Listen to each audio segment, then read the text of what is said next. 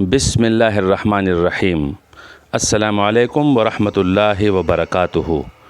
داستان انفو کی جانب سے آداب قبول کیجیے۔ اللہ تعالیٰ کی طرف سے آپ سب پر رحمتیں اور برکتیں نازل ہوں، آمین۔ شبنم سے کبھی کام چلا ہے نہ چلے گا، پھولوں کی زباں خون جگر مانگ رہی ہے۔ ناظرین محترم، قرآن حکیم اور کتب تاریخ کا بنظر غیر مطالعہ کرنے کے بعد ایک اہم نقطہ بخوبی سمجھ آتا ہے کہ اللہ رب العزت نے جہاں حق کی دعوت و تحریک کے لیے اپنے محبوب ترین بندوں کا انتخاب فرمایا، تو وہاں اعلاء کلمہ حق کے لیے انہی محبوب ترین بندوں سے قربانی کا مطالبہ بھی کیا۔ یہ محبوب ترین بندے یا تو انبیاء و رسول تھے اور یا پھر آل رسول و اصحاب رسول صلی اللہ علیہ وسلم تھے۔ واقعہ کربلا پیش آنے میں اللہ رب ذوالجلال کا یہی قاعدہ کار فرما رہا۔ تاریخ اسلام کا سب سے زیادہ المناک اور اندوہناک سانحہ حضرت امام حسین رضی اللہ تعالی عنہ، اہل بیت اور اصحاب امام کے خون سے رقم ہوا۔ اس عظیم سانحے کے بعد کیا ہوا اور کس قسم کے حالات پیش آئے، یہی موضوع ہماری آج کی گفتگو کا محور ہے۔ مگر آپ سے گزارش ہے کہ ہمارا چینل سبسکرائب کریں اور بیل آئیکن پریس کریں۔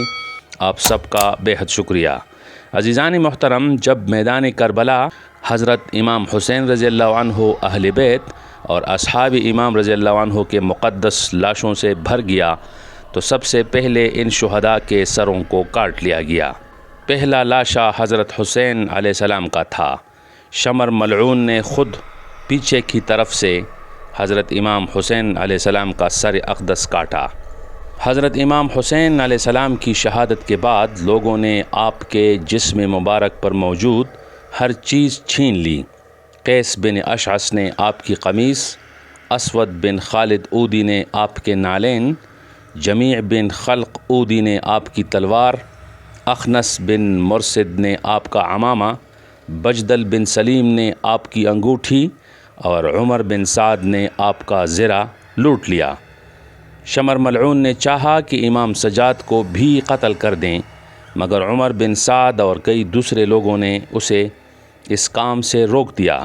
اس کے بعد ان سربریدہ لاشوں پر گھوڑے دوڑا دیے گئے اور یہ کربناک منظر بنانے کے لیے 10 ملعونوں نے رضاکارانہ طور پر خود کو پیش کیا۔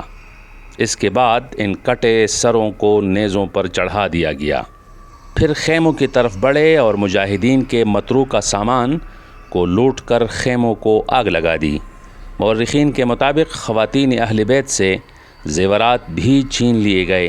اس کے بعد عمر بن سعد نے خواتین اہل بیت اور کئی زندہ بچ جانے والے افراد کو گھیر کر انہیں قید کر لیا۔ اس دوران حضرت زینب بنت فاطمہ رضی اللہ تعالی عنہا نے جو فی البدیہہ اشعار کہے، اسے تاریخ نے سنہرے لفظوں سے محفوظ کر لیا۔ شدت غم سے نڈھال ہو کر یہ اشعار فرمائے، جس کا ترجمہ ہے: اے آن حضرت محمد صلی اللہ علیہ وسلم، تم پر اللہ اور فرشتے درود پڑھتے ہیں۔ یہ حسین خون میں لت پت ہے، اس کے اعضاء کٹ چکے ہیں۔ اے میرے نانا محمد، تمہاری بیٹیاں قید ہو گئیں اور تمہارا خاندان قتل ہو گیا۔ یہ کلام سن کر وہاں دشمن بھی رو پڑے۔ اس کے بعد اسیران کربلا کو اونٹوں پر سوار کیا گیا۔ باختلاف روایت یہ 11 محرم یا 12 محرم کا واقعہ ہے۔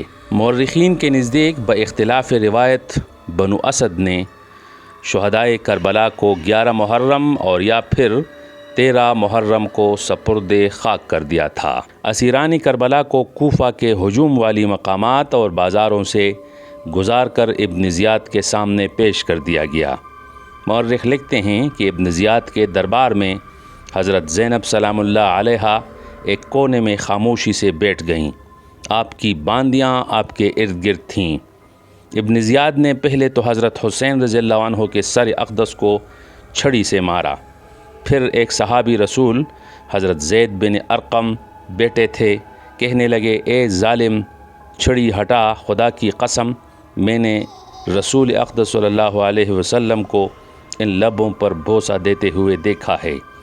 پھر ابن زیاد نے حضرت زینب رضی اللہ تعالی عنہ کی طرف اشارہ کر کے پوچھا کہ یہ کون ہے جو کونے میں بیٹھی ہے؟ اس پر حضرت زینب رضی اللہ عنہ خاموش رہی۔ پھر ابن زیاد نے جب بار بار پوچھا تو آپ علیہ السلام کی باندی نے جواب دیا کہ یہ زینب بنت فاطمہ رضی اللہ تعالی عنہما ہیں۔ اس پر ابن زیاد بولا کہ شکر ہے اللہ تعالیٰ کا جس نے تمہیں رسوا کیا اور قتل کیا اور تمہاری بات کو جھوٹا کہا۔ اس پر حضرت زینب سلام اللہ علیہا نے جواب دیا، شکر ہے اللہ تعالیٰ کا جس نے ہمیں محمد مصطفیٰ صلی اللہ علیہ وسلم کے نسب سے شرف بخشا اور قرآن کریم میں ہمارے پاک ہونے کو بیان کیا۔ رسوا وہ ہوتا ہے جو اللہ تعالیٰ کا نافرمان ہو جائے۔ یہ سن کر ابن زیاد بھڑک اٹھا اور کہنے لگا کہ اللہ تعالیٰ نے مجھے تمہارے غیظ و غضب سے شفا دی اور تمہارے سرکش کو ہلاک کیا۔ حضرت زینب سلام اللہ علیہا کا دل بھر آیا اور بے قابو ہو کر روتے ہوئے کہنے لگی، اگر یہی تیری شفا ہے تو اسی کو شفا سمجھ رکھ۔ ابن زیاد نے اسیران کربلا اور شہدائے کربلا کے سروں کو یزید کے پاس شام بھیجوا دیا۔ حر بن قیس نے یزید کو مبارکباد دی کہ امیر المؤمنین کو بشارت ہو کہ آپ کو مکمل فتح حاصل ہوئی اور اہل بیت سارے مقتول ہوئے اور ان کی خواتین اور بچے قیدی بن گئے۔ جب قافلہ یزید کے سامنے لایا گیا تو حضرت زینب سلام اللہ علیہا نے حضرت علی رضی اللہ عنہ کے لہجے میں یزید کو مخاطب کر کے کہا کہ تو کمینہ ہے، اللہ تعالیٰ نے تجھے کوئی حق نہیں دیا۔ یہ دوسری بات ہے کہ تو ہمارے مذہب و ملت سے نکل جائے اور کوئی اور دین اختیار کر لے۔ اللہ کے دین سے، میرے باپ کے دین سے، میرے بھائی کے دین سے، میرے نانا کے دین سے تو نے اور تیرے باپ نے ہدایت پائی۔ تو زبردستی کا حاکم بن بیٹھا ہے، ظلم کرتا ہے، گالیاں دیتا ہے اور اپنی قوت سے مخلوق خدا کو دباتا ہے۔ یہ گفتگو سن کر یزید شرمندہ ہوا اور کچھ نہ بول سکا۔ اس کے بعد یزید نے اہل بیت کی عورتوں کو اپنی عورتوں کے پاس بھیج دیا۔ حضرت امام زین العابدین رضی اللہ عنہ ہتھکڑیوں میں یزید کے سامنے لائے گئے۔ آپ نے یزید سے کہا کہ اگر رسول اللہ صلی اللہ علیہ وسلم ہمیں اس طرح دیکھتا تو آزاد کر دیتا۔ یزید نے کہا سچ ہے اور قید سے رہا کرنے کا حکم دیا۔ پھر امام زین العابدین رضی اللہ عنہ نے کہا کہ اس طرح مجلس میں بیٹھا دیکھتے تو اپنے قریب بلا لیتے۔ یہ سن کر یزید نے آپ کو قریب بلا لیا اور کہا کہ اے علی بن حسین، تمہارے والد نے ہم سے قطع رحمی کی، میرے حق کو نہیں پہچانا اور میری سلطنت کے خلاف بغاوت کی، اس لیے اللہ تعالیٰ نے یہ معاملہ کیا جو تم نے دیکھا ہے۔ اس کے جواب میں حضرت امام رضی اللہ عنہ نے قرآنی آیت پڑھ کر اسے لاجواب کر دیا۔ عام مورخین اور ابن اسیر وغیرہ نے لکھا ہے کہ امام حسین رضی اللہ عنہ کی شہادت کے بعد تقریباً 2-3 مہینوں تک آسمانی فضا کی یہ کیفیت رہی کہ جب سورج طلوع ہوتا اور دھوپ پڑتی تو اتنی سرخی ہوتی تھی گویا کہ در و دیوار کو خون سے رنگا گیا ہو۔ شیعہ روایت کے مطابق اسیران کربلا کو شام کے قید خانے میں رکھا گیا۔ اسی قید خانے میں حسین رضی اللہ عنہ کی بیٹی سکینہ کا انتقال ہوا۔ اس کی وجہ یہ بیان کی جاتی ہے کہ شہزادی سکینہ کی عمر 4 اور 5 سال کے درمیان تھی۔ ایک دن وہ سو کر اٹھی تو اپنے باپ کو یاد کرنے لگی تو ظالموں نے سر حسین سامنے لا کر رکھ دیا، جس کے صدمے سے وہ انتقال کر گئی۔ شام میں 8 دن کی قید میں رہنے کے بعد یزید نے انہیں رہا کر دیا اور مدینہ واپس بھیج دیا۔ مدینہ میں داخل ہو کر ان کی ملاقات باقی خاندان سے ہوئی۔ یہ لوگ نوحقانی کے لیے اپنی رہائش گاہ چلے گئے۔ سید بن طاوس نقل کرتے ہیں کہ قافلہ اسیران کربلا نے مدینہ پہنچنے پر شہر سے باہر خیمے نصب کیے۔